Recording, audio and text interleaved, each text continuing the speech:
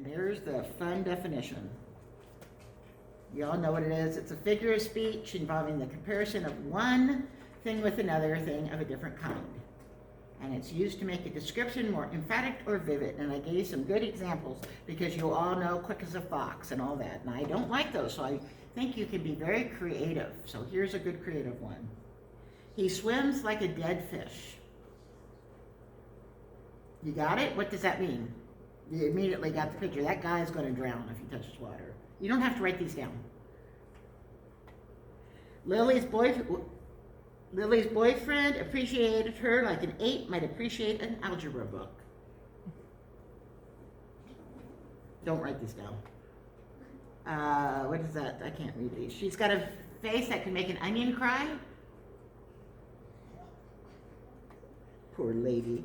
It's as fun as throwing eggs into an electric fan into an electrician. That'd be even funner. I know a poem about throwing eggs. You don't want to hear it? Sure. You guys, I say I have a poem about throwing eggs and you don't want to hear it? Grace does. Grace? Okay, come here, I'll whisper it to you. Because nobody else did. There was I'm going to say it, young lady from Etorius whose temper was frantic and furious. She used to throw eggs at her grandmother's legs, a habit unpleasant but curious. I did it. Okay. All right, you guys are boring. All right, what's this say? He's about as awesome as a flying giraffe. I know. Her hair glistened in the rain like a nose hair after a sneeze. The bats were hanging down like rows of disgusting rags. Mr. Magoo felt 12 stories hitting the pavement like a hefty bag filled with vegetable soup. So similes do not have to be boring. They don't have to go, he was quick as a fox. Think of what's quick in your life, and you can picture and immediately use that. Be creative. There's nothing worse than an essay full of similes that we've heard, so many times. So she was pretty as a flower. What kind of flower? Or maybe she wasn't pretty. She was ugly as a rainbow. Just be creative. All right, everybody, can I move? Okay. You're not writing all those down, are you? Remember, it's going to be on home life.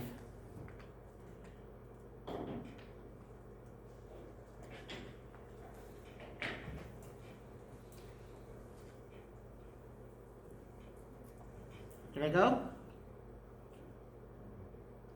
Yes. Okay. All right, those were the words. Okay, we're going to be talking about the introductory paragraph today. This is our last time preparing for essays. Next week, you begin writing every week. But this is the outline, sets you up for the essay. I hope you've used it. I gave it back to you. A lot of you just put on your outline reforestation, and then the first one was politics. Pretty well told me you had no idea what you were talking about. You were just quoting it. Use the outline to help you. What did we say about politics? If you can't come up with it, that outline is going to really frustrate you. Use whatever you want. What causes, you couldn't remember what we talked about, about the political parties and different ideas about how to do erosion management and forest replacement and stuff. So use your own. The outline is your best friend. No one will look at it but you, but have it. It helps. So an introductory paragraph, and I noticed on your first essay that you wrote here, a lot of you knew how to do it. But I want you to do it my way for this because I want to really drill these in how we're going to do it. For every introductory paragraph for this year, except for if I tell you, you're going to do 3 parts. The first one is you're going to do a hook. Why should I read this paper? Your first sentence or 2 sentences or sometimes a couple more sentences are the hook, and we're going to go over that today. What gets my attention with reading your paper? Then there's going to be an overview statement, why the hook relates to what your essay is, and it's going to lead right into your thesis statement. Your thesis statement is going to be the last sentence of your introductory paragraph. There's another thing that's going to go, and we're going to talk about that. In overview or thesis, the 3 main points of your paragraph have to be in there, in one of them. And we're gonna talk about today how you can choose where to put it. So you got that? This is essential for every introductory paragraph of an essay I give you. Because I want to drill this so it just becomes normal. Then when you get the conclusion, you can pretty much say now that you were reading and you repeat the three main things and you get that thesis statement turned around. So now that you've read it, you know why. And you agree with me. I see you agree with me. Any questions on that? Can we move? Okay, we're gonna move on.